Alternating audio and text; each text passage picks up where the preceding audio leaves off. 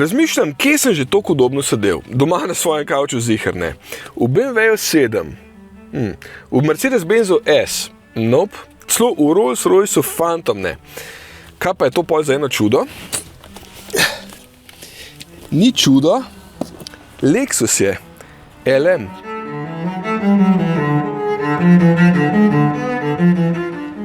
To je avto, ki je prišel v Slovenijo samo zaradi nas, ker smo si ga toliko želeli. Dobro, se malo hecam, čeprav se ne, ker smo si ga res želeli. Ko smo ga z Anžetom prvič videla pred 2 letoma, so v vozniku skozi težila, kdaj ga dobimo na test. Pa bilo vedno vprašanje, če sploh bo, ker si ga določeni trgi veliko bolj želijo. Veliko si bolj želijo takšen tip avtomobila. Oziroma, mogoče bolj da rečem enoprostornika, ker kombi pa to tudi ni. LM tudi ni kar ena oznaka, ampak je kratica za Luxury Mover. Bolj enostavno ne gre, ne? To bi dobesedno v slovenščino prevedel kot prestižni premikalnik, čeprav se v angleščini ful boljš sliš. In je res prestižen, ker toliko udobja in prostora pa ne dobiš v nobenemu premikalniku. Je kar malo vroče, greva mi do senca, a?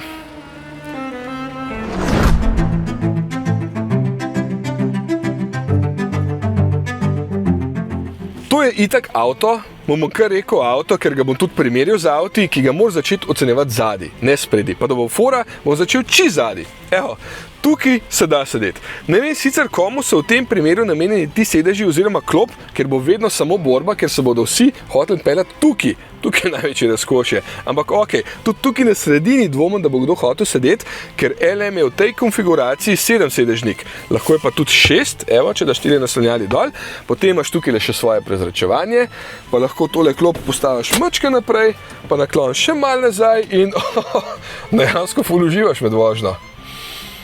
Ne vem pa, komu bo temu primeru namenjen prtljažnik, zaradi tega, ker je vzadi samo 110 litrov in tisti, ki bodo recimo peljali ful zahtevne potnike z letališča do hotela, bodo verjetno mogli izbrati kar model s 4 sedeži, ker unje pa totalno razkošje.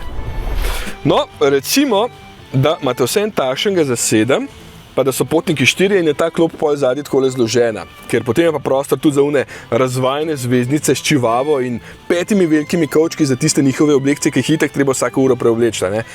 Tukaj bodo pol uživali kot v prvem razredu na te velikih avionih, edin sprehajati se pa ne bodo mogli med vožnjo. Ok, tukaj je taka luškana mizica, potem tukaj prezračevanje, pa kop se matro, ne, se vam tole, pa lahko takole naslonan vse nastavljam, recimo sedež, pa potem lahko naštimam recimo senčnik, pa tega le dam, da se zapre.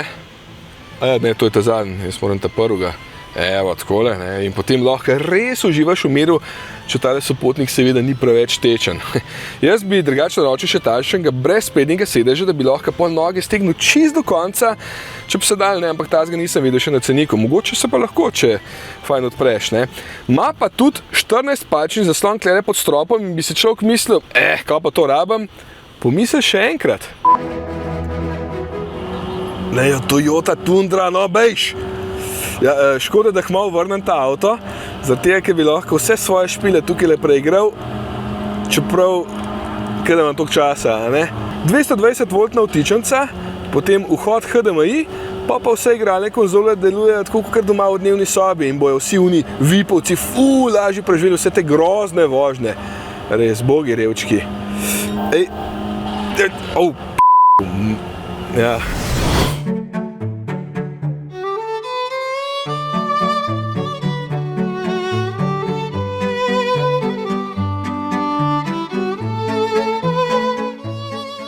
Sicer mi je jasno, da v 99% primerov lastnik takšnega LM-a ne bo tudi voznik, tako da bo mogoče to bolj zanimalo šoferje.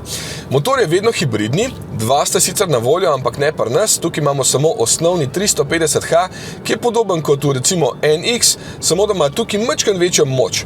Bencinski motor je 2,5 litrski atmosferski, skupaj z električnima, ker sta 2, da ima 4-kolesni pogon, pa ponujajo 184 kW, to je 250 konjev. Dovolj, glih še, kako mi je všeč in koliko porab pa povem v testu. Skoraj bi pozabil povedati, da je to 5,13 metra dolgo in 1,94 metra visoko vozilo, da boste vedeli, v katere garaže ga lahko zapeljate, a ne, ker kakšni hoteli imajo pa res nizke. Dobar, tale nima, sem že šel noter, pa nisem nič vpraskal, ker bi verjetno slišal.